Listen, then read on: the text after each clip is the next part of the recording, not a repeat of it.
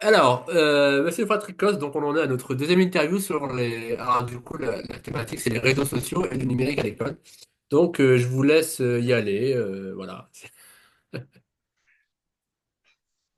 bonjour à tout le monde. Je rappelle que j'avais écrit un livre qui est sorti récemment, qui s'appelle L'éducation face à l'impossible aux éditions d'Elgar. Et ce que je dis quand je pars se trouve dans le. J'indique que je ne gagne pas un sou sur ce bouquin et que donc ce que nous sommes en train de faire, c'est des actes militants pour faire passer des messages tout à fait gratuitement. Ça permet de situer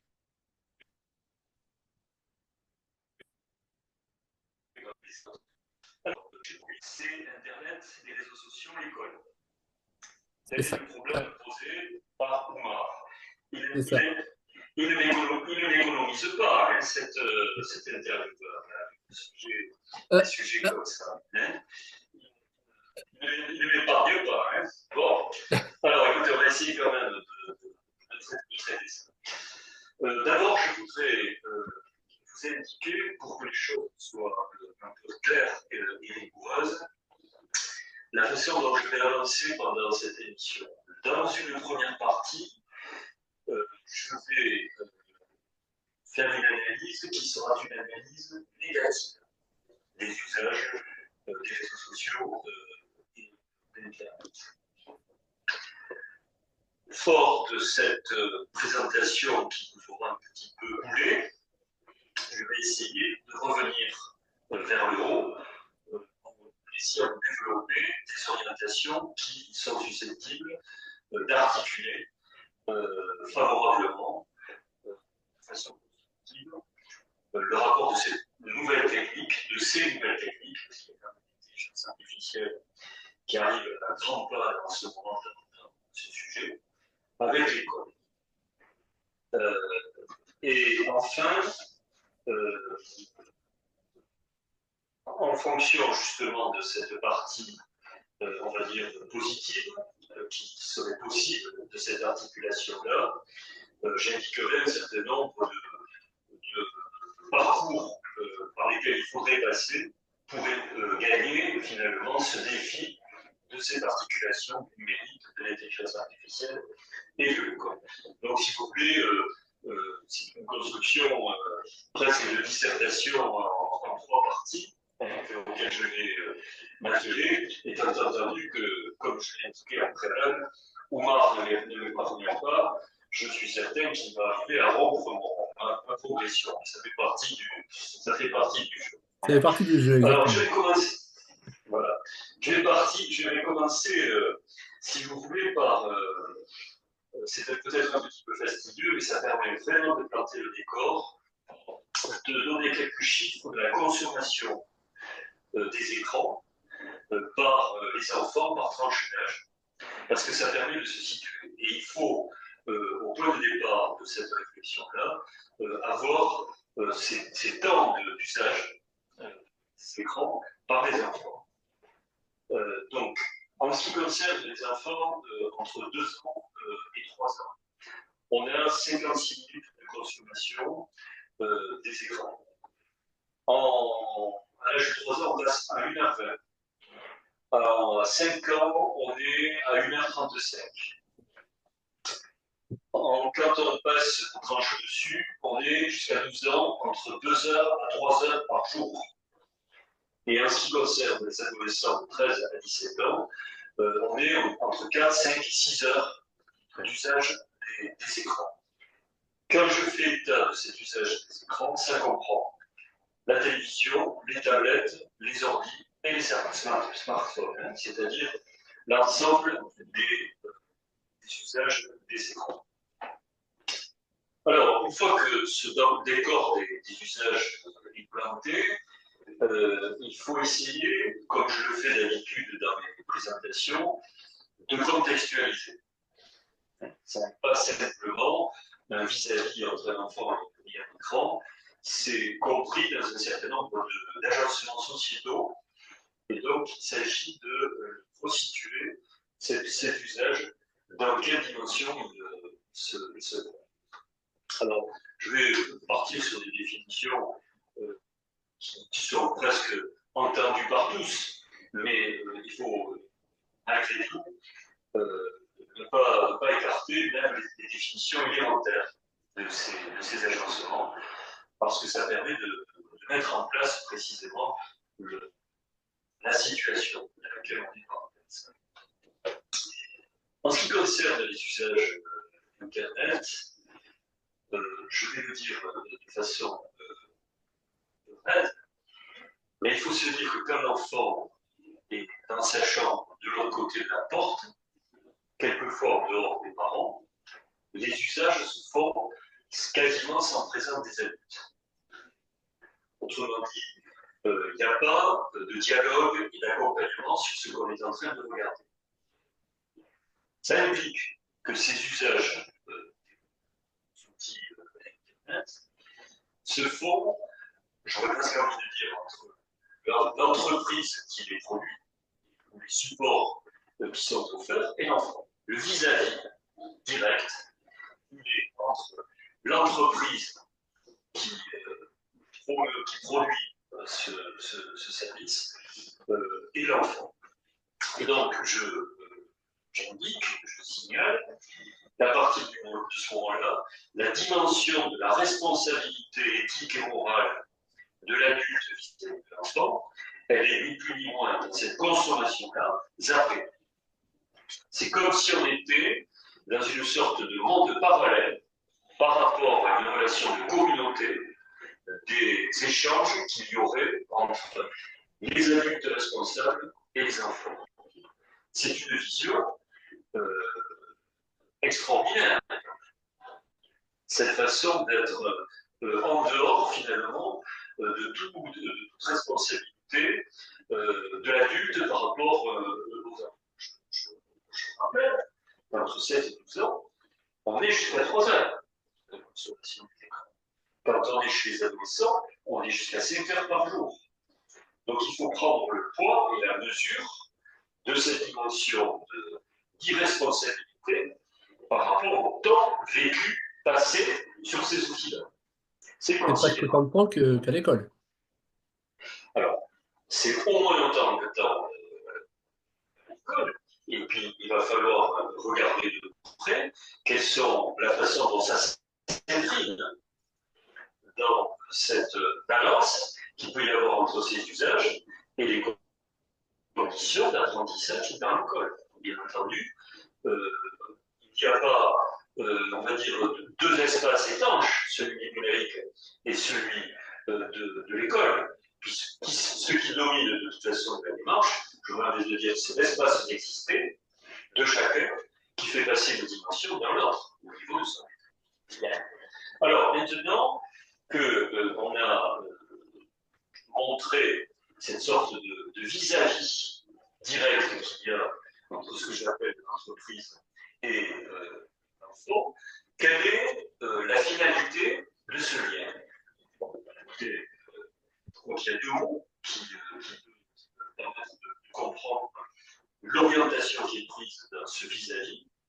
Le premier mot, c'est un commerce, qui est proposé évidemment par ceux qui offrent ce service. Et le deuxième terme, qui est lié à la caractéristique de ce commerce, c'est que c'est un divertissement.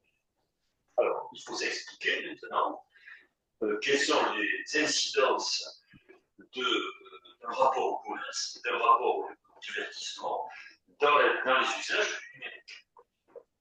Le commerce, c'est très simple. Le but du commerçant, c'est d'avoir le maximum de personnes qui soient sur son site. Donc à partir de là, ce qui est proposé, ça va être une sorte d'addiction qui va impliquer de plus en plus celui qui s'est branché sur le site. Vous avez les fameux crawls, hein. Moi je suis un vieux bonhomme, pour envoyer des mots comme ça, ça me dépasse. Mais vous savez, il y a ce crawl là sur Instagram ou autre, où on est susceptible d'y passer des heures, et où on sait pertinemment que les algorithmes sont construits de telle manière que là où vous êtes dans des satisfactions, on va reconduire la satisfaction, et alors le cerveau récompense avec la dopamine, hein, ça a été étudié par des cognitivistes, on voit que c'est toute une machine d'entraînement du cerveau par rapport aux satisfactions. Ouais. Et c'est la logique commerciale qui est à l'œuvre derrière ça. Si on se reporte à l'émission précédente que l'on a faite, j'ai indiqué que la société, le noyau dur de la société, c'était une détermination sur des investissements de faire du profit. C'est ce que j'ai appelé le A', l'argent investi de telle manière à remettre davantage d'argent dans sa poche. C'est la logique du profit. Et ces outils-là, ce sont finalement des outils de A prime qui permettent de gagner plus d'argent. Et le cerveau des enfants n'est qu'une marchandise, une matière qui permet de faire circuler ce rapport du A prime. Et donc, par conséquent, quand j'indiquais qu'on était dans une zone d'irresponsabilité parce que les adultes n'étaient pas là, c'est encore pire, puisque c'est une instrumentalisation, une perversion, finalement, sur le cerveau des enfants, puisqu'il s'agit de créer les conditions d'addiction dès des enfants très jeunes. Donc là, on a affaire à une aliénation par l'instrumentalisation du cerveau des enfants dans une logique commerciale sur ces outils-là, qui comporte une position qui, du point de vue éthique, du point de vue politique, pose un certain nombre de questions essentielles sur l'évolution dans laquelle on se trouve par rapport à ces consommations. J'avais parlé du terme de commerce pour essayer de donner une définition, mais j'en ai employé un deuxième mot, et celui du divertissement. Alors, le divertissement, donc quelque part, ces indications sur ces algorithmes qui viennent flatter la satisfaction, déjà on entend qu'on n'est pas dans un vis-à-vis qui appelle une exigence, qui soit une exigence de pensée, ou une exigence de compréhension, ou une exigence de culture. C'est plutôt, pour le dire,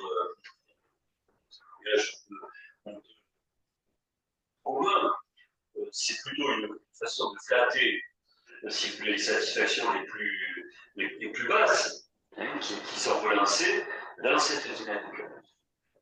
Alors, ça me conduit à l'extension du divertissement.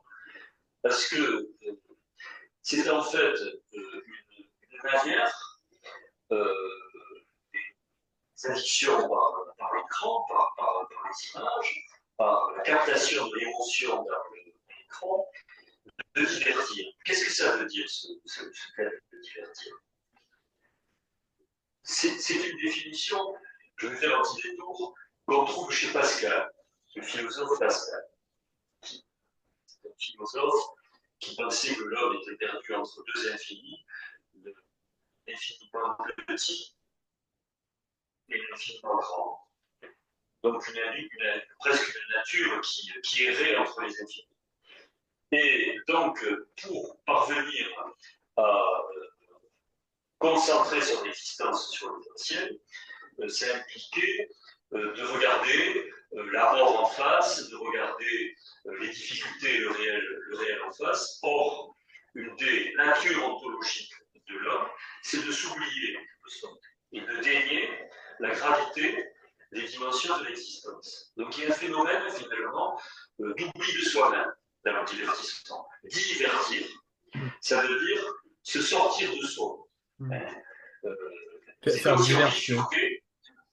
Voilà, c'est faire une diversion. C'est comme si on bifurquait hors de soi. Et le problème, c'est que chez Pascal, le divertissement ontologique, dont il fait état, ne renvoie simplement qu'à l'existant, qui s'y prête, qui s'y prête moins. Or là, nous sommes dans un système de société qui pousse au divertissement par le commerce. C'est-à-dire qu'on n'est plus simplement dans un divertissement ontologique, mais on est dans un divertissement hyperbolique, poussé à l'extrême, qui est susceptible de faire oublier la dimension du discernement et de rapport à soi-même dans ses relations essentielles. Et ça, c'est un processus, évidemment, économique. Et à ce moment-là, les machines qui sont euh, déployées par ce système de production contribuent à produire un individu diverti par les agencements dans lesquels il se situe. Et les enfants sont indéniablement pris dans ce processus. Mais alors du coup, les enfants, ils sont pris là-dedans, mais les enfants, on peut pas leur en vouloir parce que ce sont des enfants, mais les parents qui leur laissent les tablettes, les téléphones, etc., enfin, je pense qu'en général, ils sont quand même conscients du problème. Alors pourquoi, comment se fait-il qu'aujourd'hui, les parents aient du mal enfin, aient besoin plutôt d'occuper leurs enfants de cette façon-là? Pourquoi, je sais pas. Alors est-ce que c'est un problème de... C'est d'abord, il faut se dire que même sur les études qui sont faites sur la santé, il est recommandé, pour des raisons de santé, de ne pas mettre les enfants devant des écrans à l'âge de 2 ans. Donc, de toute façon, quand je vous dis que la moyenne est à 56 minutes, c'est même des questions de santé qui sont susceptibles de se jouer par rapport à ces usages-là. Alors, vous me posez le problème du rôle des parents par rapport à ça. Bon, mais là, si vous avez affaire à des parents qui sont conscients, qui ont la culture de ces questions-là, euh, ils vont procéder à des contrôles et des interdits par rapport à ces usages. Donc il y a toute une éducation à l'intérieur de la famille par rapport à ces pratiques. Je vous donne une illustration pour le coup très commode et personnel. J'ai un fils qui a une petite fille qui va avoir 2 ans. Elle ne regarde pas d'écran, mais moins de 5 minutes par jour. Donc il y a un contrôle absolu, y compris de la télévision, par rapport à l'usage des écrans. Voilà. Sur ces âges-là, c'est ce qu'il convient de faire. Mais au-delà, il y a évidemment un certain nombre de pratiques qui courent. Alors, vous me dites, mais les responsables, moi je ne suis pas là, et puis ça ne m'intéresse pas de le faire, vous culpabilisez les parents et le rôle qu'ils ont. Il faut se dire qu'eux aussi, ils sont pris dans ces machines-là, dans la poussée du plus à jouir que j'ai expliqué dans l'émission précédente. Et donc, quand même, il faut presque résister, lutter au phénomène des addictions et des écrans. Donc, c'est des rapports de puissance, de vie, qu'il faut mobiliser pour contrarier une tendance globale. Et cet effort-là, ce surmontement-là, les parents doivent le faire pour eux-mêmes, et ils doivent le faire en responsabilité par rapport aux propres enfants. Vous comprenez qu'à ce moment-là, il y a un certain nombre de trous dans la raquette.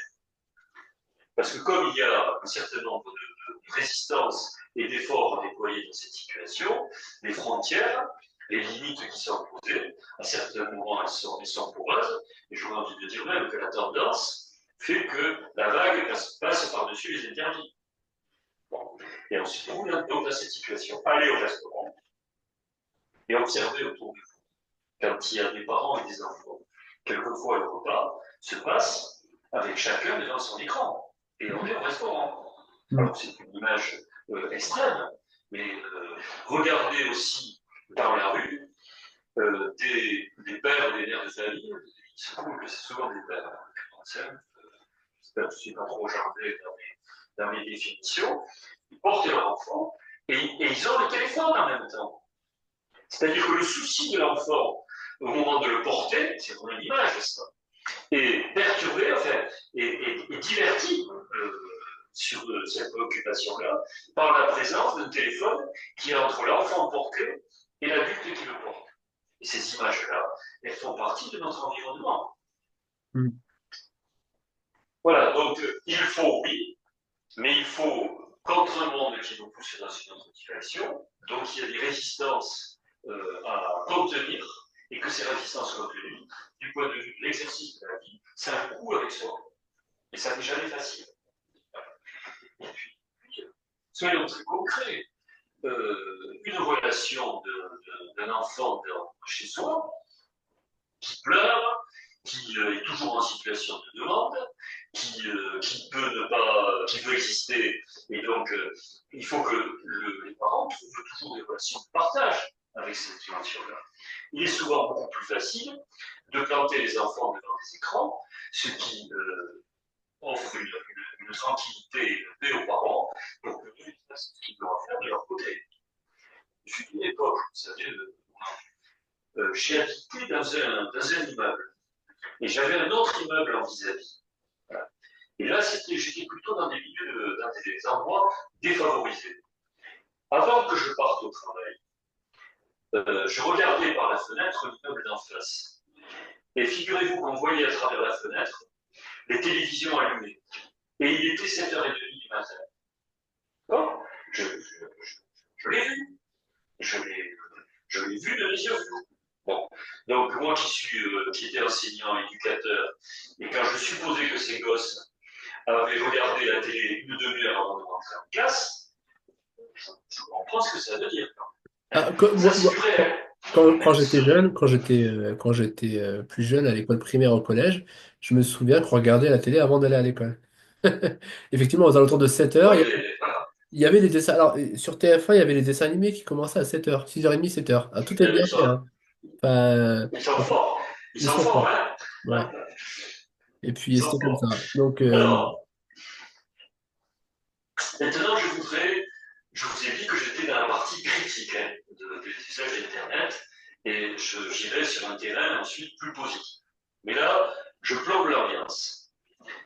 Donc, je voudrais articuler ce que je viens de dire avec Internet, les usages, le commerce, etc., et avec le rapport à la lecture et à l'écriture, qui est un des fondamentaux, si vous voulez, finalement, de l'apprentissage.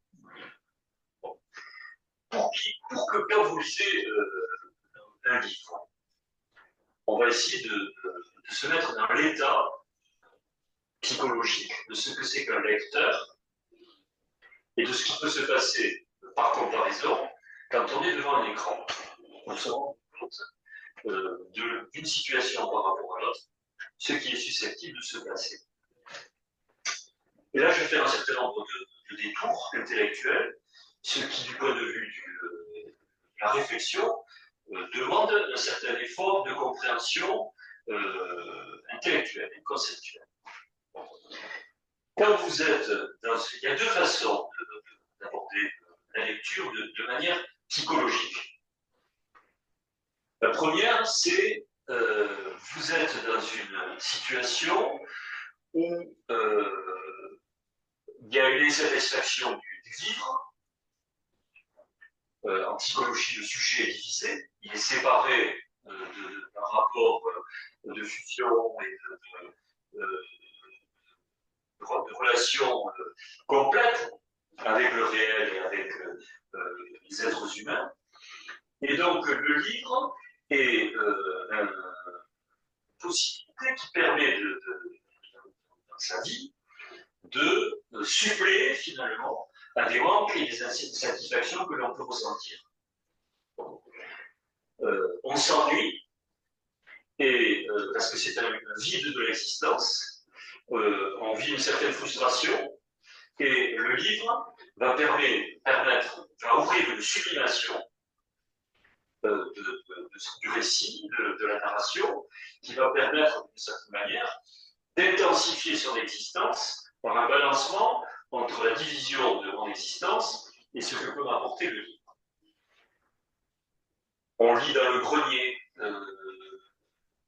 qui est un non-lieu dans une maison, et puis ça va créer une sorte de monde féerique et imaginaire dans lequel on va, d'une certaine façon, surexister, exister en puissance dans cet imaginaire.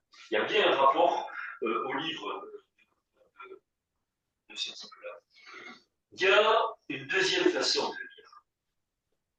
C'est vraiment là on est dans les comportements. Deuxième façon livre, c'est que l'on a des intensités de vie, des puissances de vie, et que d'une certaine manière, le livre fait l'effet comme d'une rencontre. Et à ce moment-là, 3 pages d'une grande intensité par rapport à ses propres désirs et ses propres intensités, créent comme une sorte de ligne de fuite supplémentaire par rapport à la vie qui est déjà la sienne. Donc, dans un cas de figure, on est plutôt dans un effet de manque, de frustration, de compensation et de sublimation. Dans le deuxième cas de figure de la lecture, c'est comme si on faisait une rencontre amoureuse qui vient réintensifier la disposition que j'ai déjà à désirer quelque chose. Et donc, c'est pas un manque, mais c'est plutôt le fruit d'une puissance. Ce que je voudrais vous indiquer, c'est que dans les 2 postures de lecture, il y a un dehors, il y a un ailleurs. Celui de la sublimation, qui est une sortie hors de soi, et dans le deuxième cas, de la rencontre du livre, c'est aussi une sortie de soi, vers autre chose que soi, dans le livre. Voilà. Mais il y a un dehors. Or, ce qui fait la caractéristique de la machine, quand on est dans le jeu vidéo, ou quand on est dans le réseau social, on va y revenir plus en détail. La machine est sans autrui et sans dehors.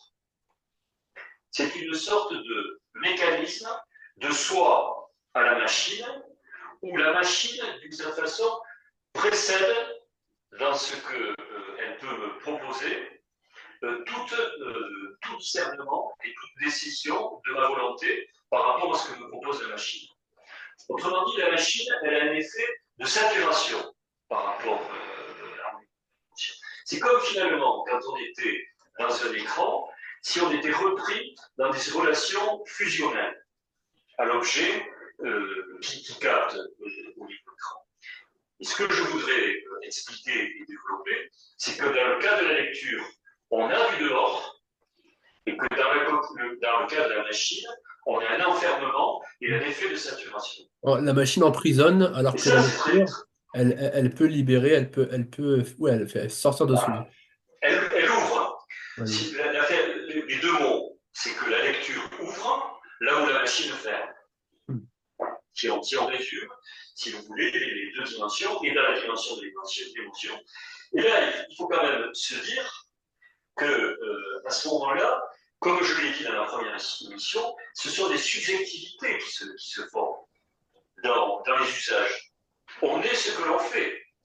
Et si on a affaire à des outils qui enferment, d'une certaine façon, le sujet vient se clore sur ces satisfactions qui saturent.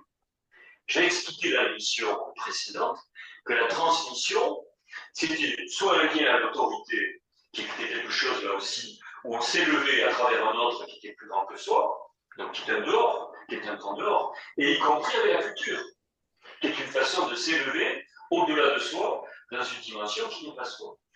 Vous voyez bien là, entre ouverture et fermeture, formation de la subjectivité, comment vous pouvez avoir une destruction du rapport à la transmission, qui elle a besoin d'autrui, qui elle a besoin de dehors, qui elle a besoin d'autorité. Voilà. Donc c'est quand même un phénomène, si vous voulez, Internet et ces machines branchées sur le commerce, comme je l'ai expliqué, qui ne sont pas du tout neutres par rapport à ce que l'on pourrait appeler la psyché de la transmission. Et Alors c'est la justement, raison par pour rapport à laquelle. ça, si on prend très rapidement, hein, le cas des jeux vidéo, il n'y a pas très longtemps, une maman me disait, alors j'avais critiqué les jeux vidéo, elle me disait, non mais les jeux vidéo permettent quand même d'apprendre des choses, ça crée des réflexes. Alors, dans la partie positive sur Internet, j'essaierai de voir ce que peut apporter Internet et peut apporter l'intelligence artificielle et les jeux vidéo, s'ils sont définis d'une certaine façon. Voilà. Mais quoi qu'il en soit, le tableau que je suis en train de faire en négatif, je crois que tout le monde peut le voir. Ouais. C'est quelque chose qui est en train de se passer. Alors, là, on a parlé de la machine, on a parlé de la lecture, des empêchements de la lecture par rapport à la machine. Je voudrais faire une petite variation, en quelque sorte, sur la pratique des réseaux sociaux. Parce que ça non plus, ça n'est pas neutre. Sinon, nous mettre en situation avec les réseaux sociaux. Bon, je me suis pas un grand pratiquant des réseaux sociaux sur le plan personnel, mais un peu suffisamment quand même pour comprendre comment, dans quel état on peut.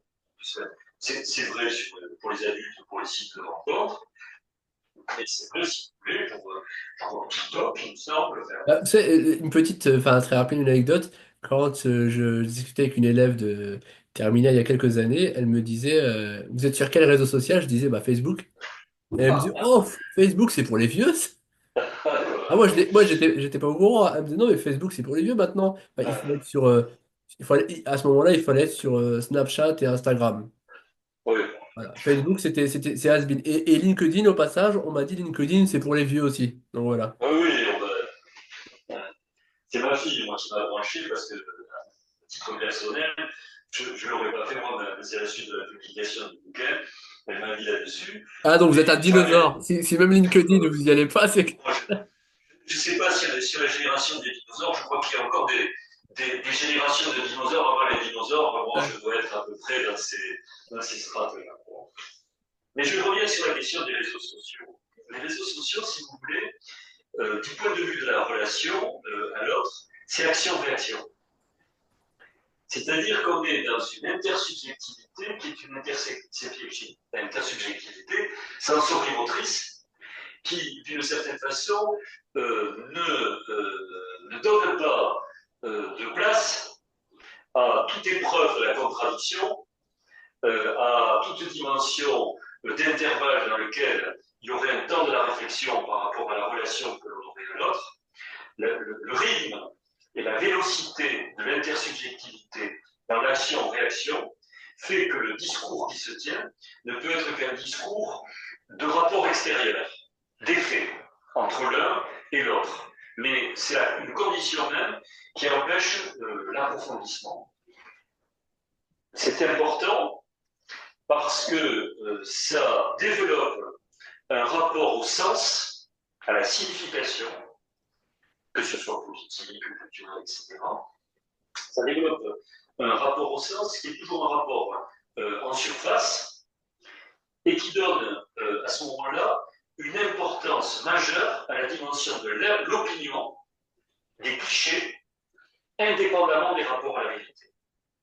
Et c'est la raison pour laquelle, à travers les réseaux sociaux, vous avez un phénomène qui a proliféré sur ces dernières années, qui est celui des fake news. C'est-à-dire que la question n'est plus de l'exigence de la moindre vérité ou de pensée, mais elle n'est plus que la dimension de l'intersubjectivité action-réaction entre les uns et les autres. Alors ça développe des effets polémiques, ça développe des effets de clichés. Il y a un mot, tout à l'heure je me suis appuyé sur le mot commerce et divertissement, l'intersubjectivité interconnectée de cette façon-là installe ce que j'appelle une dictature de l'opinion. L'opinion l'emporte sur les questionnements, sur le rapport à la vérité et sur la contradiction. Parce que le travail de la contradiction, du rapport impossible à autrui, c'est une grande partie de la relation à l'autre. Donc, dans ce type d'intersubjectivité et de la vitesse de l'intersubjectivité, on n'apprend pas véritablement la relation à l'autre. On ne la construit pas. Donc, il y a dans ces usages des réseaux sociaux, là aussi, des formations de la subjectivité qui ont leur importance par rapport à ce qui va se passer à l'école. S'il est question de dictature de l'opinion, de place prise par les clichés, par les idées toutes faites, à travers cette interconnexion, camp contre camp, et immédiatement dans le rapport. À ce moment-là, le rapport à la culture et à la vérité est dévalué. Ça n'a plus d'importance. Et donc, vous avez des enfants et des jeunes qui vont se mettre dans une attitude d'indifférence par rapport au discours scientifique, par rapport à une pensée des Lumières, parce qu'ils sont dans un tout autre régime de sens. Ça ne compte plus, parce qu'une grande part de l'existence est inscrite dans cette intersubjectivité, ce que j'appelle cette intersubjectivité interconnectée qui crée les conditions d'une dictature de l'opinion. Voilà. Et vous avez un rapport de grande différence entre cet état-là et la question de la culture et du savoir, qui est susceptible de s'apprendre à l'école. Et j'ai été dans des interventions avec des publics autour du handicap, et j'ai en tête des enseignants en me disant, mais j'ai de plus en plus de mal à les convaincre dans un rapport au savoir. Pour eux, ça ne peut plus rien dire, parce qu'ils sont ailleurs, dans d'autres pratiques. Alors, enfin, moi, ce que je trouve étrange avec par exemple, les élèves, quand je discute avec eux, c'est que, effectivement, ils me disent, alors, ce qui a l'air de ce qu'ils trouvent utile, important dans la vie, c'est de faire de l'argent. Alors, souvent, ça revient dit comme ça, hein. Faire de l'argent. Donc, par exemple, quand on parle du futur métier, en général, c'est peu importe tant que je fais de l'argent. Et les dernières générations ont l'air très, fascinés par les youtubeurs, c'est-à-dire que quand on leur parle d'un métier, ils nous disent voilà, youtubeur, des métiers plus ou moins où je serai médiatisé, je me ferai de l'argent, comme ça en publiant des vidéos, etc. Mais alors ce que je trouve quand même intéressant, enfin paradoxal plutôt, c'est que vis-à-vis du savoir, ils vont peut-être pas forcément faire l'effort de, de lire des livres, par exemple, ou de s'intéresser à des choses, à des concepts.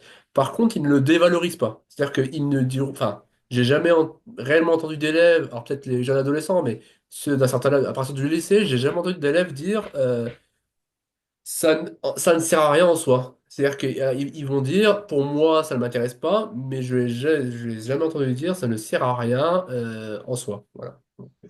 Alors, au lycée, effectivement, ce rapport de dévaluation du savoir, entre ce que j'ai appelé la dictature de l'opinion et le savoir, est quelque chose qui va être moins prononcé qu'au collège, et aussi pour les 30% d'élèves qui vont au lycée professionnel, où là, le rapport à la culture, si vous voulez, est susceptible d'être complètement désinvesti. Euh, et voire même jusqu'au niveau BTS. Si vous voulez, pour le dire plus simplement, parce que comme ça me vient à l'esprit, euh, ils vont pas forcément se cultiver, mais ils aimeraient bien être cultivés. Mais faire l'effort, c'est autre chose. Mais en tout cas, ils ne dévaluent pas. C'est-à-dire qu'on n'est pas, on n'est pas encore à un point où ils seraient fiers un peu d'être inculte. Vous voyez, être inculte, c'est encore mal vu. Alors après, je ne veux pas dire, mais en ce qui concerne l'accès au savoir, c'est comme tout, hein. Ça demande, c'est un coût, c'est un travail, c'est un effort, c'est un chemin, c'est un parcours. Et si le savoir, c'est un cliché parmi les autres, c'est un cliché de la société du spectacle. Voilà. Mais ça ne veut pas dire que eux, subjectivement, ils sont investis dans le chemin qu'il faut faire pour y accéder. Et puis ils savent très bien que nous sommes dans une économie de la connaissance, que toute l'économie des services demande un certain nombre de niveaux de savoir. Euh, en termes d'utilitarisme, par rapport à son projet de vie, ils sont pas dupes de ça. Et donc, ils sont en capacité de faire ces liens-là. Mais si sur le plan cognitif, ils ont été dans ce bain de l'intersubjectivité connectée, comme je l'ai expliqué, qui les met dans des rapports sensorio-moteurs dans la relation où il s'agit d'avoir raison et tort en l'espace d'une demi-seconde, c'est évidemment un rapport à la langue qui est un frein, un empêchement par rapport à ces élévations-là. Alors, monsieur Coste, est-ce qu'on peut faire Et ça, je le soutiens. une petite pause et puis on reprend? D'accord, ok. Voilà, donc à cette reprise sur la question, puisque il y a une question, je suis donc dans une partie où je développe une critique des usages d'Internet, étant entendu que dans une autre partie, j'essaierai de relever le défi de ce que ça ouvre comme possibilité, mais pour le moment, je suis dans la partie critique. Alors, sur les usages d'Internet et de l'Internet avec une certaine subjectivité, ça va jusque-là, de l'apprenant. Donc, des effets destructifs, il se dire, ça retrouve ensuite. Il y a une autre dimension, c'est que les usages d'Internet génèrent des pratiques de polyactivité, où on est susceptible de faire plusieurs choses en même temps. Et on sait très bien que sur le plan de l'approfondissement, de l'étude, etc., il y a une condition qui est une condition de la concentration, et la polyactivité, inévitablement, oriente l'attention sur des signes en surface. C'est une condition même de la polyactivité. Alors, il faut quand même se dire, et ça fait un lien avec la question de l'attention, c'est-à-dire que l'attention est captée, on peut le résumer par un certain nombre des mots importants que j'ai employés. L'attention, qui est un vrai style, la perte d'attention, est captée par le commerce, c'est-à-dire l'usage que l'on fait des cerveaux où la finalité est simplement de faire plus d'argent en flattant un certain nombre d'intérêts qui font que l'attention est portée dans ces directions-là, que j'ai lié à la dimension du divertissement, qui lui-même, dans les réseaux sociaux, est agi par un phénomène d'intersubjectivité action-réaction, qui là aussi crée les conditions d'un rapport à l'opinion et aux stéréotypes. Et enfin, tout cela est chapeauté par une pratique sur le média, sur l'écran, qui est celui de la polyactivité, qui porte atteinte directement aux attentions profondes. Donc tout ça, ça n'est pas neuf. Si on se souvient des chiffres que je donnais au départ, je ne vais pas les répéter, mais souvenons-nous que chez les adolescents, l'usage d'Internet, hors famille, hors le contrôle des adultes, il est jusqu'à 5 heures par jour. C'est évidemment tout à fait considérable comme effet sur les adolescents, sur les enfants, et évidemment sur la façon dont ils sont susceptibles d'arriver à l'école. Voilà, j'ai fait à peu près le tour de quelques sujets qui me mettaient en situation de développer cette critique des usages d'Internet.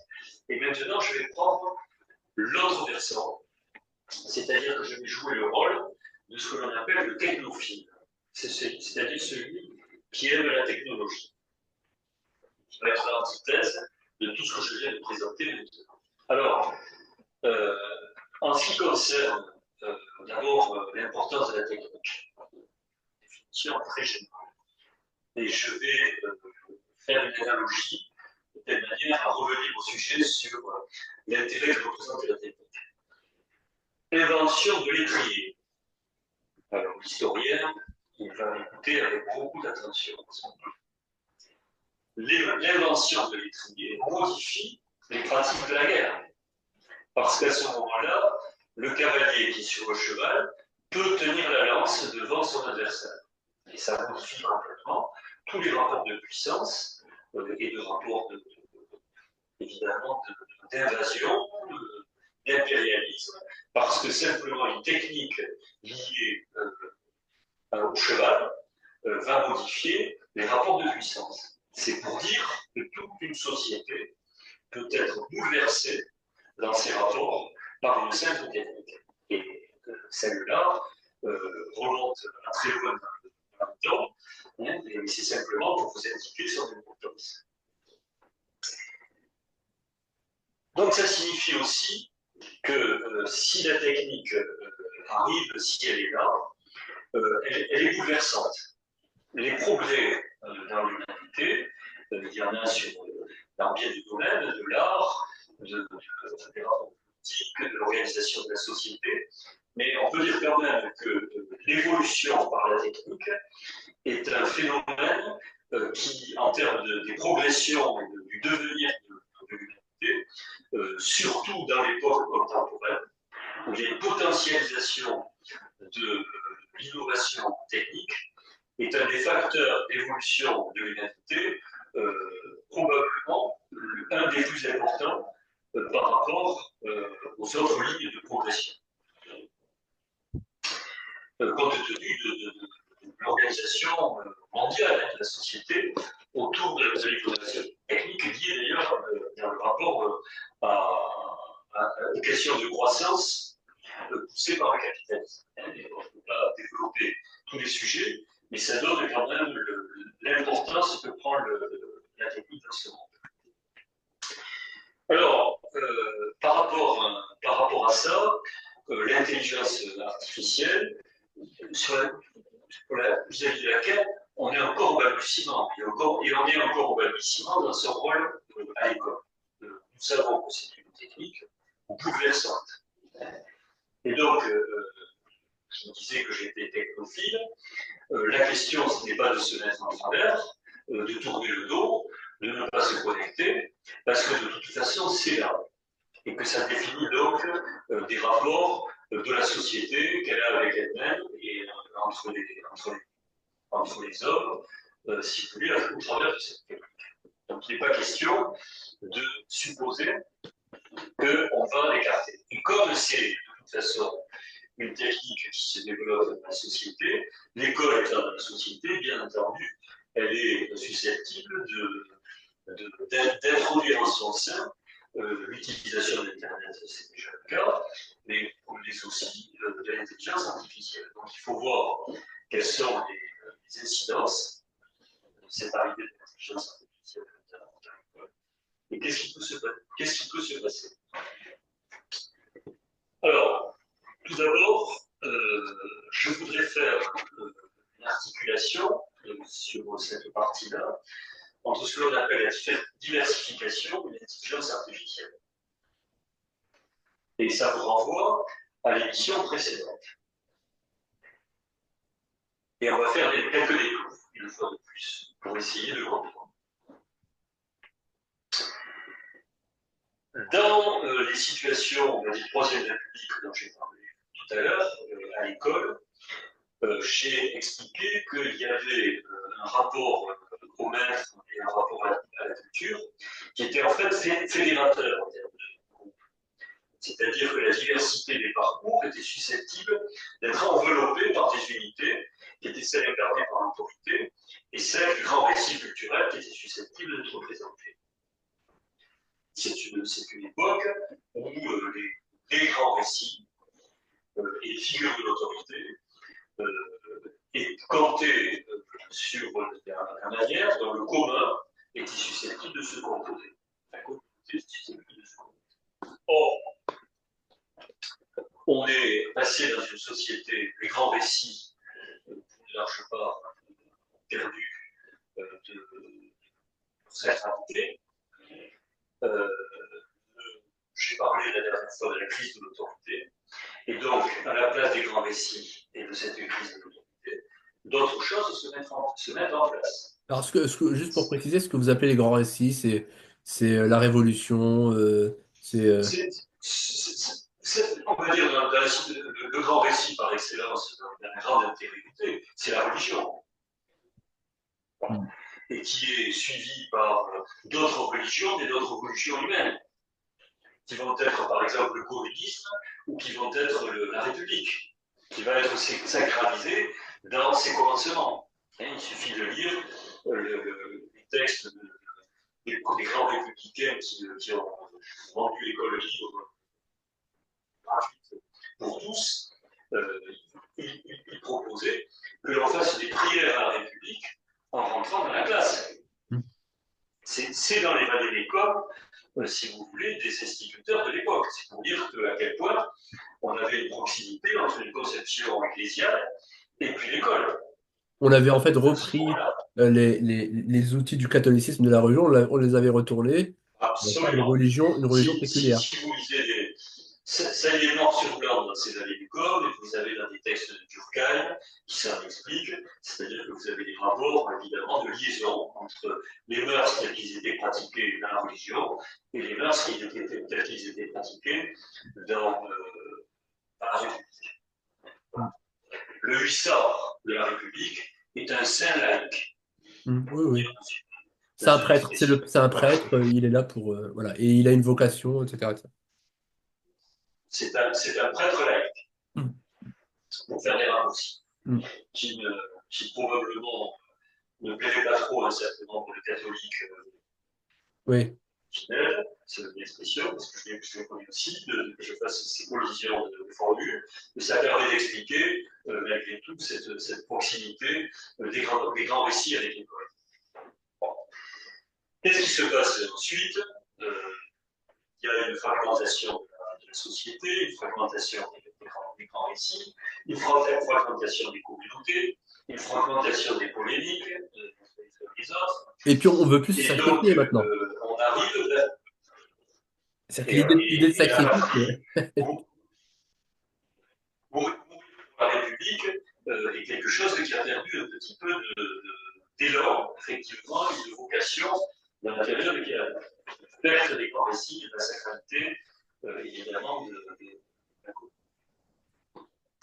Donc, on est dans ces phénomènes d'éclatement, et je l'ai expliqué dans l'émission précédente, ça va jusqu'à un phénomène plus que de l'individualisation, on parle de l'individualisation de la société, mais ça va même plus loin puisque les enfants sont éduqués de telle manière,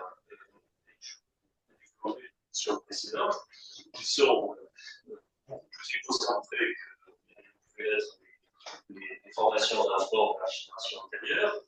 Et donc on va vers une sorte de pluralité de singularité, de pluralité de cas, d'exceptions, qui viennent de composer les groupes. Et on en est à ce stade. Ce qui fait que sur les usages culturels, on pourrait parler d'une sorte d'effet de babélisation.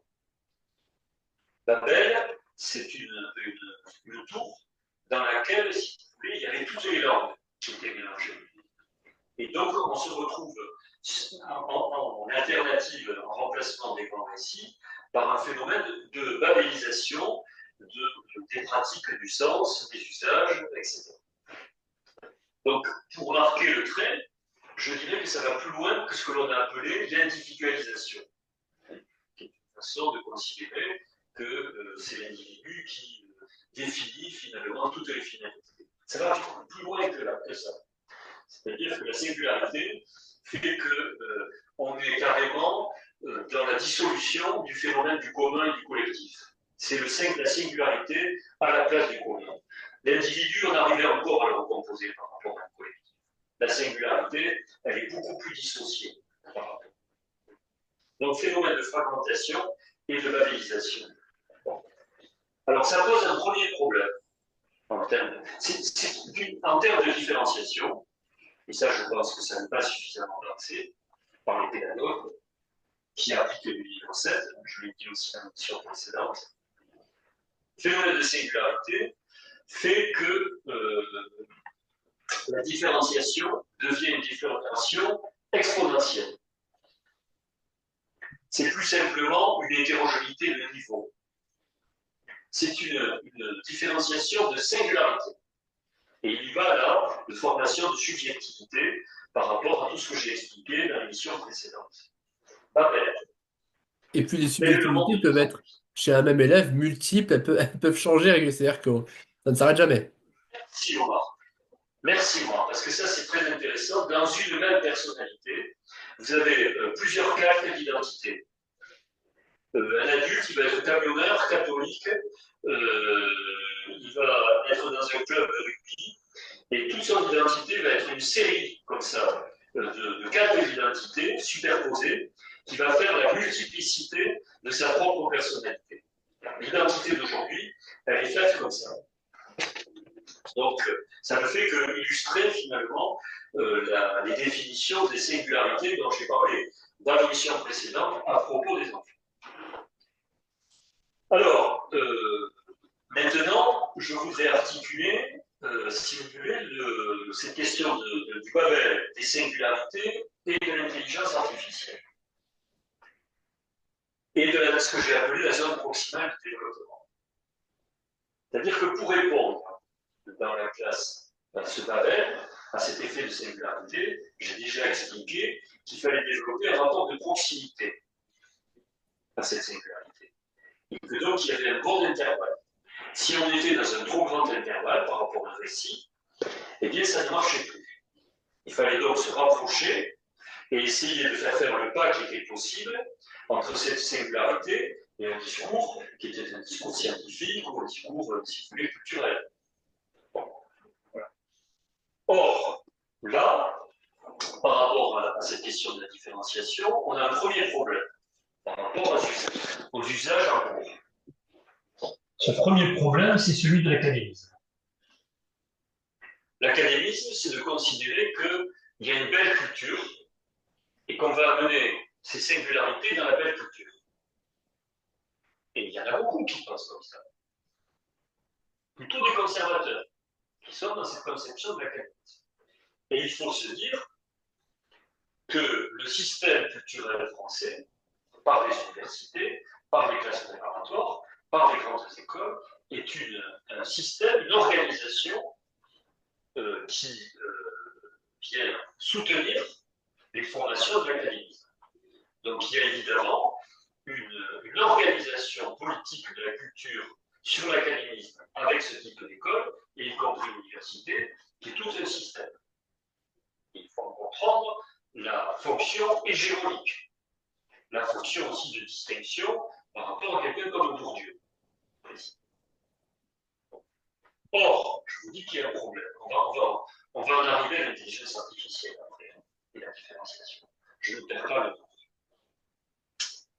La différence qu'il y a entre, entre l'académisme, qui est un grand récit, et le phénomène des singularités, on se trouve dans une période de cette époque où l'écart s'est agrandi entre les multiplicités et les pluralités et le grand récit de l'académisme, la culture française, patrimoniale et de la tradition.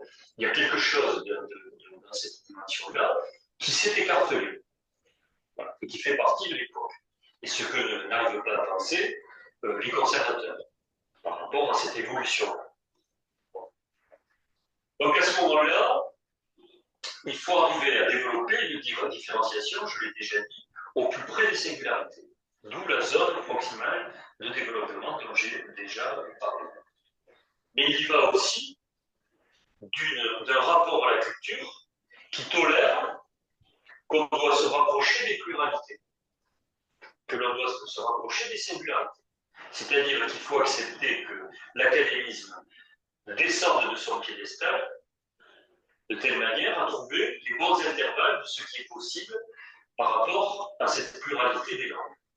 Voilà. Donc déjà, ce que je suis en train d'exprimer, c'est une critique de l'académisme comme étant des freins, des verrous dans lesquels on se trouve par rapport à l'éducation aujourd'hui. Alors maintenant, on va se replonger dans la classe et on va voir comment on peut faire pour en venir à l'intelligence artificielle. Donc j'ai expliqué qu'il fallait faire des groupes réduits sur l'antérieur, de quels élèves maximum, parce qu'au-delà c'est devenu impossible, de toute façon, de travailler. Mais au-delà de ça, ce que permet l'intelligence artificielle, c'est vraiment de se mettre en situation de faire des évaluations de pratiques de langage, par exemple des élèves pluriels, et de donner des indications au plus près de leurs intentions par rapport à ce qu'ils peuvent faire. Donc il y a une capacité d'analyse de la singularité, du Babel, de là où en sont les enfants, avec l'intelligence artificielle, qu'un professeur pris dans sa finitude et dans les limites de son facteur humain, qu'il ne pourra pas. Donc c'est un outil très extrêmement puissant de la différenciation. Et c'est la raison pour laquelle il y a un enjeu là, sur cette dimension-là, qui, par cette prothèse technique dans la classe, peut évidemment rendre des services et jouer un rôle très important à l'avenir par rapport à une société qui est une société fragmentée, où les figures de l'autorité, les figures de l'académisme ont perdu du terrain, et donc là, il y a une puissance de différenciation par cette technique qui permet de compenser ce qui est perdu de l'autre côté. D'où l'intérêt de l'intelligence artificielle. Alors, par rapport à ça, une fois qu'on a compris la différenciation, évidemment, est un remède aux grands écarts par rapport à l'égalité. C'est-à-dire que si on est capable de développer une progression pour tous, on développe une conception de l'égalité de proportion entre les uns et les autres, qui est une dimension qu'on a complètement perdue dans le système scolaire français, qui est un système absolument inégalitaire. On fera une émission sur la question d'égalité. Donc, à partir de là, la différenciation est un enjeu des apprentissages, mais un enjeu politique. Parce que si on est capable de développer cette différenciation, il y en a qu'on perd pas en chemin. Et dans le monde de la complexité qui est le nôtre, les gens qui n'ont pas des cultures minimum pour faire face à cette complexité-là sont des gens perdus pour la communauté et qui développent des comportements qui sont souvent des comportements de ressentiment, de mauvaises réactions par rapport à la communauté. Donc il faut arriver à former une culture pour tous. Et donc, rentrer dans la différenciation par rapport à l'état des lieux de la fragmentation, c'est évidemment des enjeux importants. Bon. Alors, maintenant, ce qui me semble important, c'est qu'il faut arriver maintenant à concevoir dans les machines la diversité. C'est-à-dire qu'il faut arriver à développer des savoirs, faire entrer un certain nombre d'informations et de conduite dans la machine qui vont permettre justement de mettre en œuvre ce qui serait possible du côté de cette différenciation. Alors, de ce point de vue-là, il faut quand même se dire qu'à ce moment-là, on est dans un travail de recherche. Et on est dans un travail de recherche qui implique que par rapport à la question de l'écriture, vous savez, j'avais parlé de lecture et d'écriture, du dehors, que nécessité la lecture et l'écriture. Quel est le rapport qu'il peut y avoir entre cette machine et l'apprentissage de l'écriture? C'est une question compliquée.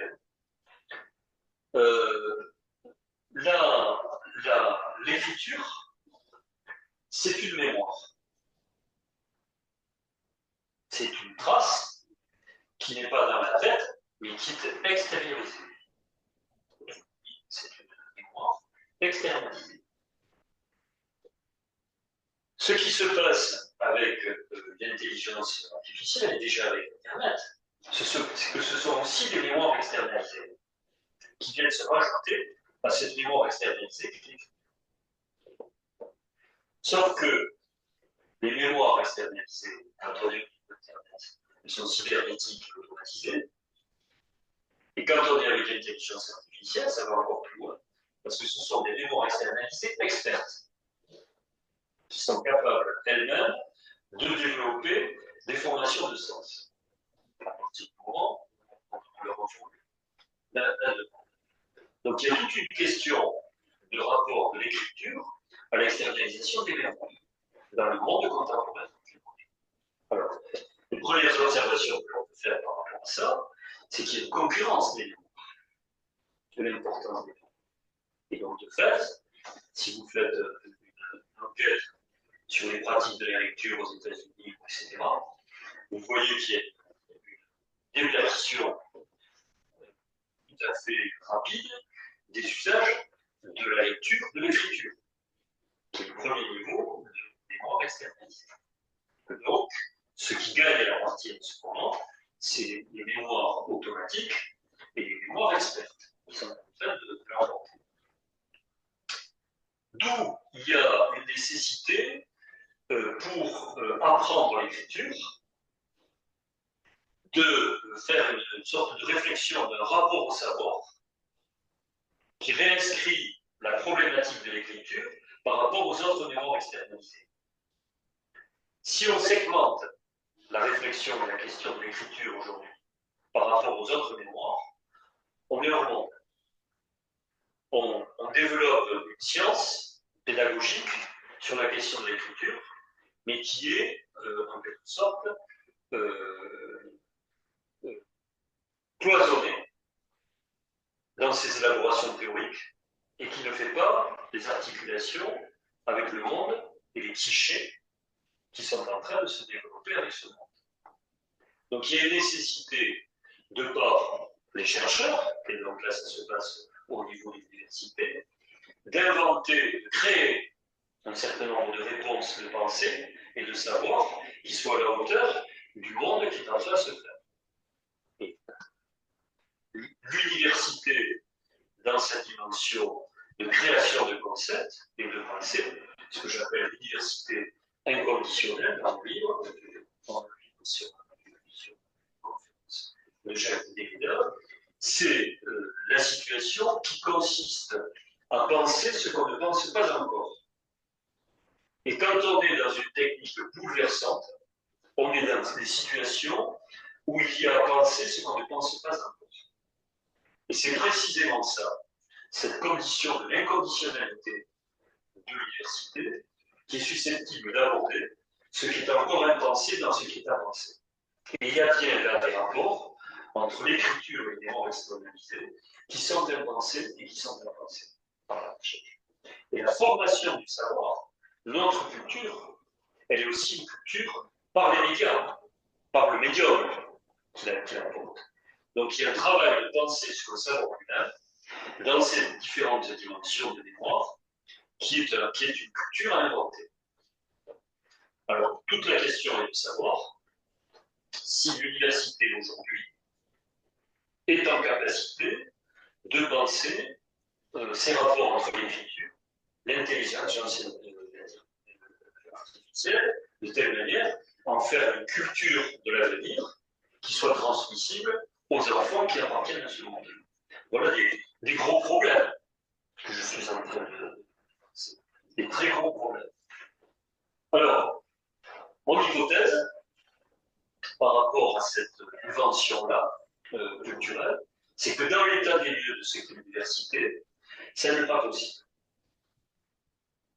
Et là, je suis assez désolé, mais il y a une évolution de l'université qui est formidablement enfermée dans ces corporatismes.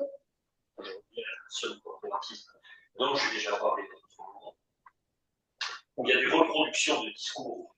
L'ordre du discours, il y a une fameuse conférence de Michel Foucault, l'inaugurale au Collège de France, qui s'appelait l'ordre du discours. Les ordres du discours internes à l'université sont très cloisonnés, les uns par rapport aux autres, et ne sont pas dans une capacité de ce que Bernard Stiegler appelait l'organologie générale, qui était justement une façon de penser la culture, dans ces embrayages avec la technique. Et que si on ne fait plus ça, il y a quelque chose dans l'académisme, dans les formations de savoir, qui devient anachronique par rapport au temps qui vient. Donc il y a une limite de l'université aujourd'hui, une insuffisante université, d'être en capacité de penser ces rapports. Je ne vais pas jusqu'à... Je pourrais aussi faire la critique de l'université qui s'est compromis dans la culture des compétences, qui est une culture au service de l'économie. Mais vous allez aujourd'hui dans une fac de psycho autre, on ne parle plus que de ça. Donc on est aussi dans l'université en train de s'être éloigné de cette condition de l'université inconditionnelle. De par les fonctionnements de l'économie de l'université. Donc, je suis en train de vous dire là qu'il est en train de se passer un bouleversement technique avec l'intelligence artificielle dans le rapport au savoir, dans le rapport aux singularités, mais on n'a pas les réponses. Donc, c'est une observation, une analyse pessimiste. Alors aussi, on doit voir du côté du Conseil supérieur des programmes au ministère de l'Éducation nationale. Ce qui se passe à cet égard, dans la relation à l'intelligence artificielle, qui pourrait être le lieu où on invente finalement cette adaptation des savoirs de la culture au monde qui est le nôtre. Et c'est quand même c'est ambitieux à ce Conseil supérieur, cette adaptation. Or là je ne vais pas avoir besoin de plus, il y a des corporatismes au niveau de l'université, c'est encore pire au Conseil supérieur des programmes. Donc voilà, vous êtes tranquille. C'est un tuyau d'or. là, on est raide sur un piqué, là, par rapport, si vous voulez, la façon de construire les méthodologies, les formations de savoir, etc. Je le développe dans le livre aussi sur des exemples très précis. C'est le phénomène du corporatisme du Conseil supérieur des programmes. Puis j'aurais envie de dire la chose suivante, dans une formule un peu provocatrice. Par rapport aux enjeux, le Conseil supérieur des programmes, qui va réunir, on va dire, 250 experts en différents groupes disciplinaires, c'est un confetti par rapport à l'enjeu. Le confetti, ça veut dire qu'ils sont tellement miniatures dans leur puissance par rapport à l'envergure de l'enjeu que ça représente, ce tsunami que représente ce bouleversement technique de l'intelligence artificielle, qu'ils peuvent supposer qu'ils arrivent à quelque chose en faisant le violon de la réalité de leur corporation, mais certainement pas dans l'effectivité de l'invention des concepts qui seraient à la hauteur de l'enjeu. Pour donner un petit peu une illustration de cette faiblesse, de ce confetti qu'est le Conseil supérieur des programmes, je peux vous dire que si c'est cette émission, un certain nombre du CSP, ils ne vont pas être contents de ce que je suis en train de raconter. Ça va un petit peu les gratter.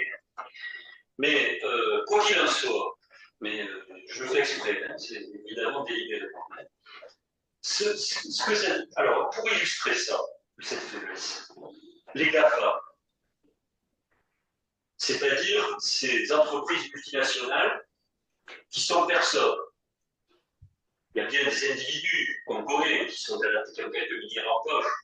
En fait, ce sont de telles virtualités dans l'information qu'on ne sait plus qui c'est qui est le responsable de ces formations multinationales. Elles sont virtualisées, comme la finance. C'est multinational. Or, on sait que ce sont des puissances qui représentent 10 000 milliards de dollars.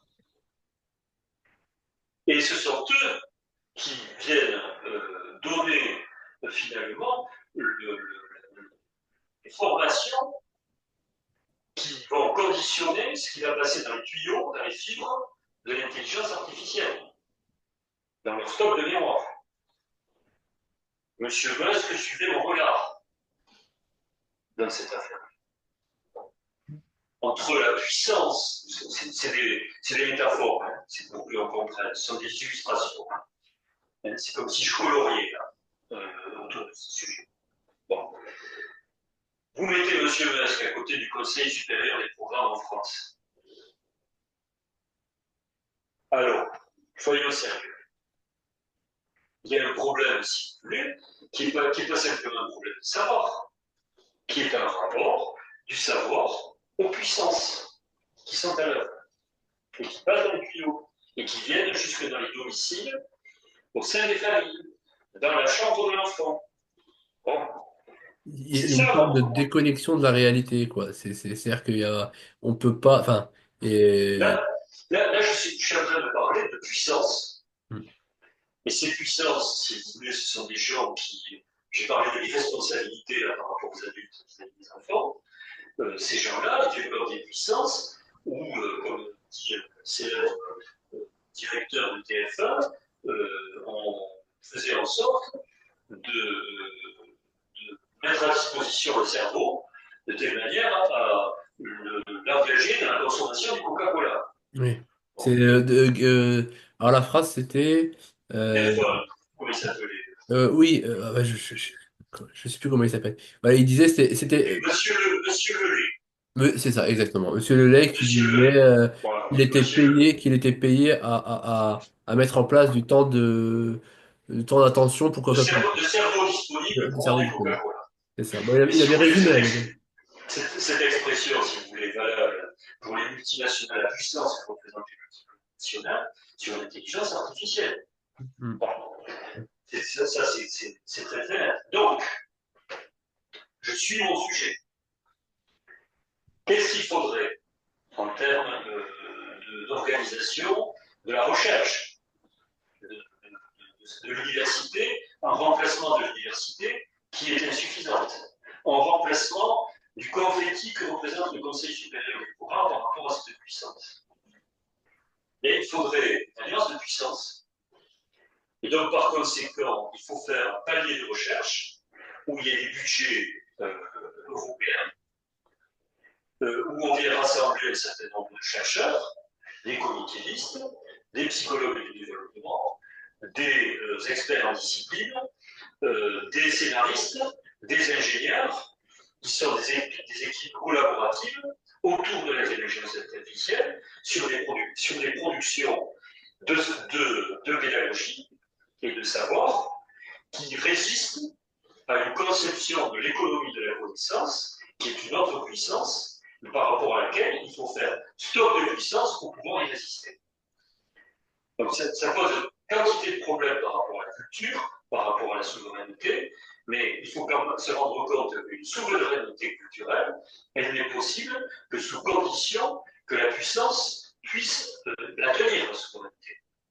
Mais si la puissance s'infiltre par tous les bouts, de toute façon, il y a une dissolution du patrimoine culturel. Alors est-ce que, Donc tout ça, alors parce que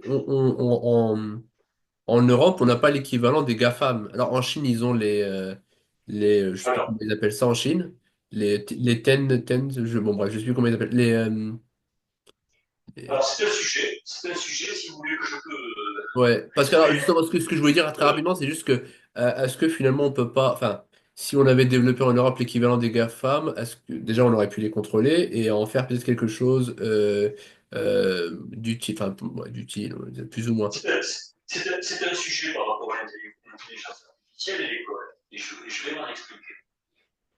Vous avez effectivement à l'échelle mondiale trois types de développement de l'intelligence artificielle et qui va avoir des retombées sur les conceptions des produits éducatifs qui vont être créés par le niveau national, le niveau européen, par rapport aux autres. Essayer de faire un tableau de tout ça. Comment se développe l'intelligence artificielle de la Chine? Très simple et très rapide. Euh, Tout le monde sait que se développe ce qu'on appelle un capitalisme d'État. C'est-à-dire une conception euh, autoritaire de la politique par le Parti communiste et Xi Jinping. Alors, Monsieur Cos, on peut juste faire une petite pause et reprendre. Allez, ça marche. C'est parti. Donc, de l'intelligence artificielle au monde. Et donc, ça va avoir une importance par rapport à notre sujet et dans le lien avec l'école, même si j'ai l'impression de faire des grands détours. J'avais commencé par la Chine. La Chine, système politique autoritaire, capitalisme d'État, Xi Jinping président, qu'est-ce qu'il faut au niveau de l'intelligence artificielle? D'immenses investissements dans la guerre économique dans laquelle se trouve chinois, on le sait, mais quoi qu'il en soit, ils orientent le développement de l'intelligence artificielle pour servir les objectifs de l'État chinois. Et c'est presque amusant, c'est presque un effet comique, mais compte tenu que l'intelligence artificielle ne maîtrise pas tout dans ses développements, puisqu'elle fait des sièges par rapport à son caractère génératif, qui lui est propre, eh bien, il y a un certain nombre d'ingénieurs qui sont au contrôle, et il y en a même une armée au contrôle, pour ligaturer en quelque sorte les dérives que pourrait créer l'intelligence artificielle par rapport, si vous voulez, au moule de l'État qui conditionne, si vous voulez, l'orientation qui doit être prise. Donc, c'est une intelligence artificielle contrôlée sous l'autoritarisme de l'État. Pour la démarche. Et évidemment, avec des visions qui sont aussi dans la manière dont il la développe à l'international, parce que le marché chinois s'est largement développé sur l'international, avec des finalités qui sont des finalités impérialistes, économiques de cet État. Et ça va même très loin, ils ont le crédit social, vraiment, ils poussent la chose très très. Alors après, il y a Et ils sont, la culture chinoise, enfin, la culture chinoise. le côté, les Chinois sont moins individualistes qu'ici en Europe ou aux Ah, États-Unis. C'est-à-dire que peut-être ben, peut-être qu'une partie de, et- alors, donc on a ce modèle sur la Chine. L'important, c'est d'arriver au modèle européen. Hein, en ce qui concerne les Américains, c'est pas. Il y a finalement deux plateaux dans le développement de l'intelligence artificielle. Il y a les grosses machines, les grosses multinationales dont j'ai parlé, Google, etc., qui évidemment sont des investissements extrêmement lourds, mais il y a aussi un deuxième plateau qui est un plateau d'innovation à partir de petites entreprises qui le développent, et il y a en quelque sorte une imbrication entre les deux plateaux qui permet à ce capitalisme cognitif de se développer avec une très grande puissance d'innovation technique. Ça, ce serait plutôt le modèle. Et là, vous avez dans cette manière de faire évoluer l'intelligence artificielle une conception qui est le contraire d'une conception autoritaire. Et j'aurais presque envie de dire qu'on arrive dans une sorte de conception de capitalisme anarchiste. J'associe des mots qui d'habitude ne le sont pas, qui donne une sorte de liberté complète aux innovations et aux usages. bah, Ce qui n'est l'anarcho-capitalisme, pas. c'est une théorie américaine, je crois que Oui, au 19e siècle. L'idée, bah, d'ailleurs, c'est plus ou moins ce qui se avec Musk, on voit bien qu'il fait un peu ce qu'il veut. C'est-à-dire que l'idée, c'est de dire la finalité, c'est que l'État disparaisse et qu'on soit tous libres et qu'il n'y ait plus de police, etc., voire même qu'on parte sur Mars, que chacun ait sa planète, etc. Mais oui, l'anarcho-capitalisme, c'est pas forcément contradictoire. Ça tient là. ce serait un sujet à part entière hein, par rapport à l'évolution du libéralisme, qui est un sujet qui m'intéresse de l'ordo-libéralisme Et puis c'est un peu allemand, puisque c'est un peu la culture américaine, en tout cas la culture de l'Ouest américain ou du centre. Il y a un peu cette idée on fait un peu ce qu'on veut, on est un peu c'est ça. des cow-boys. C'est ça. Donc, le modèle américain est celui-là. Le modèle européen est différent. C'est-à-dire qu'il y a une véritable volonté de l'encadrer par des règles de droit, de non-atteinte à la personne, de respect de la dignité, d'un certain nombre de propos de ne pas s'y tenir, etc. etc. C'est-à-dire qu'il y a la volonté au niveau européen de corréler cette technique avec l'état de droit, fut-il confédéral au niveau européen, puisqu'on est sur une dimension européenne. Alors, moi, ce que je crois, vous avez dit, vous l'avez évoqué, c'est qu'on a donc cette puissance des GAFA, on a la puissance chinoise qui est en train de se développer, et en termes d'intelligence artificielle, il y a une question de puissance et de guerre économique qui est à l'heure derrière cette question-là. Donc il ne faut pas s'imaginer que l'intelligence artificielle de l'école, elle est innocente de tous ces enjeux qui sont derrière. Elle est traversée évidemment par rapport à ces phénomènes mondiaux de compétition dans lesquels on se trouve. Et la question est de savoir quelle est la meilleure définition pour l'humanité si l'Europe doit avoir des caractères qui sont davantage des caractères liés au respect de l'émancipation des hommes. Et là il y a un angle d'attaque. Il faut que l'intelligence artificielle soit sous l'autorité des services publics, c'est-à-dire qu'elle ne soit pas immédiatement mêlée dans la dimension commerciale. Donc il faut que là, les États jouent un rôle de distanciation par rapport au monde économique. Et de par le fait que c'est du service public et qu'il y a cette distanciation par rapport à l'économie, c'est donner des finalités à l'intelligence artificielle qui ne sont pas au service de l'homo economicus, que ce soit dans sa version chinoise ou dans sa version américaine, mais qui est une finalité sans fin au service de l'homme. Et donc à ce moment-là, on trouve une intelligence artificielle qui, en termes d'évolution humaine, qui pourrait être intéressante. Et effectivement, l'Europe pourrait jouer cette partie. Alors ça pose des problèmes de souveraineté, de patrimoine culturel, ce que vous voudrez. Mais quand on se retrouve dans des phénomènes d'impérialisme, ce qui est le cas. Alors, ce n'est pas de l'impérialisme de territoire, encore qu'on a Poutine, mais ce sont des impérialismes quand même, et par rapport à des impérialismes, il faut établir des rapports de force. Voilà. Et en plus, avec des définitions philosophiques sur le rapport aux politiques qui sont différentes. Et l'intelligence artificielle est concernée par ça. Donc, en synthèse, je fais un petit peu une sorte d'analyse globale des enjeux de l'intelligence artificielle à l'école. J'ai souligné la nécessité d'une dimension de recherche qui doit se faire au-delà de l'université française et du Conseil supérieur des programmes, qui sont devenus trop faibles pour pouvoir soutenir ces enjeux-là, d'autant qu'en plus ils sont prisonniers eux-mêmes de leur ordre de discours et leur corporatisme, qui ne leur permet pas de penser les agencements entre l'écriture et les mémoires historiques expertes, qui est un enjeu de sens et de savoir. Et non seulement cela, mais il faut qu'il y ait derrière une organisation politique qui fasse front aux impérialismes qui se jouent ailleurs en termes de guerre économique, et je m'en suis expliqué au niveau européen.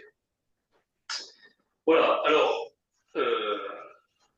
à partir de là, faisant l'hypothèse que ça se passe bien de ce point de vue, il y a encore un autre et dernier sujet sur l'intelligence artificielle. Et pour aujourd'hui, si vous voulez bien, j'en resterai là. Le dernier sujet est le suivant. La machine, non seulement la machine, elle précède les actes de sujet, c'est une technique qui me précède, et donc je rentre finalement dans un flux de production qui me précède quand je rentre dans la machine. Et deuxièmement, la machine, elle est sans autrui, sans affect.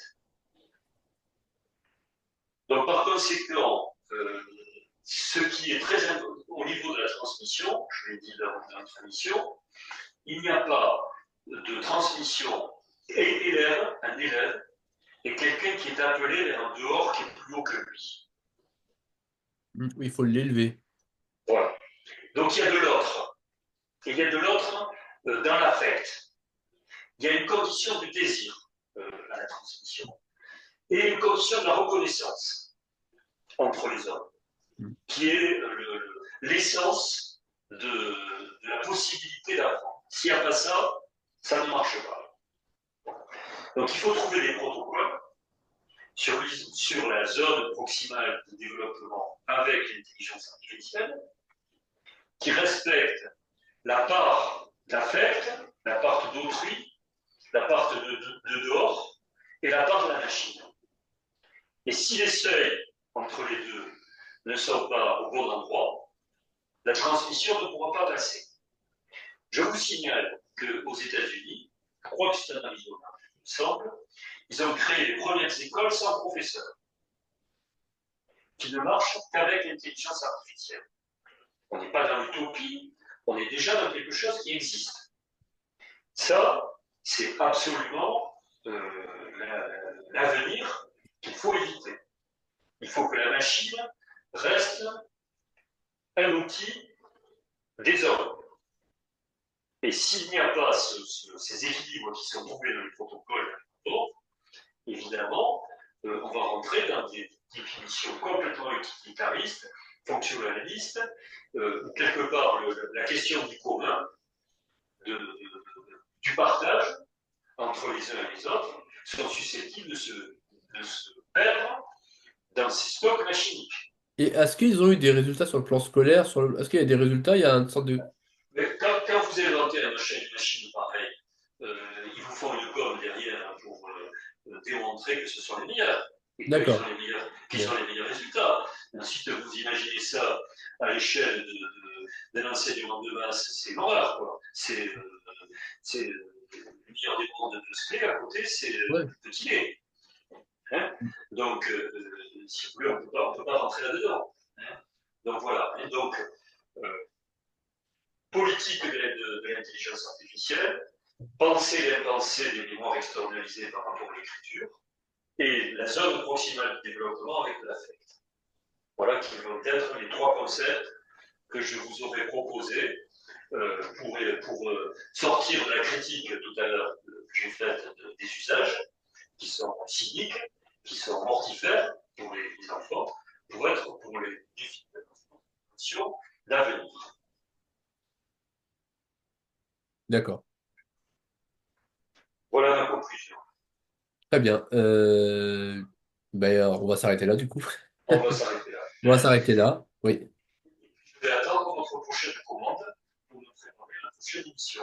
J'ai déjà un sujet. Ah, J'ai un sujet qui est là. Alors, je ne sais pas si ce sera pour la prochaine émission. les auditeurs, sachez que Oumar, il est cruel avec moi. Hein. Il en a toujours un en tête d'avance. Hein. Alors après, moi, je ne couvrais rien. Hein. Moi, ce que je veux, c'est traiter les sujets, les sujets, pas les sujets qui font polémique, mais les sujets un peu qui un peu grattent, ouais, un peu, qui énervent un peu tout le monde. Donc, j'ai un sujet, je vous en parlerai en off, mais effectivement, il y a un sujet qui me tient à cœur et je pense qui va intéresser pas mal de personnes qui me suivent sur les réseaux.